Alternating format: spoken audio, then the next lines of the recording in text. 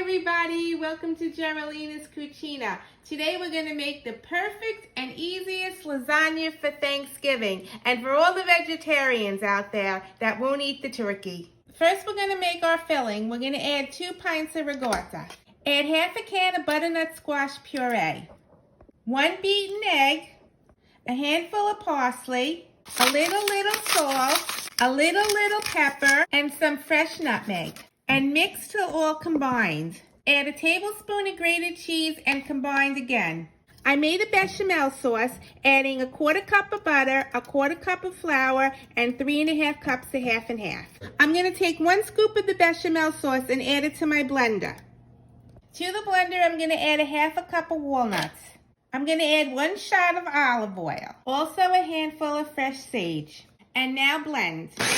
Once blended, I'm going to add it back into the sauce. Add a splash of vegetable broth and a splash of butternut squash cream soup. And also add the remaining puree from before. Season with salt, pepper, and nutmeg and then stir. I buttered my lasagna pan and I'm going to add a layer of the bechamel sauce on the bottom. Now we're going to put a layer of no-boil lasagna noodles. Another layer of the bechamel sauce. Now a layer of our ricotta mixture. Sprinkle some shredded mozzarella and repeat the layers.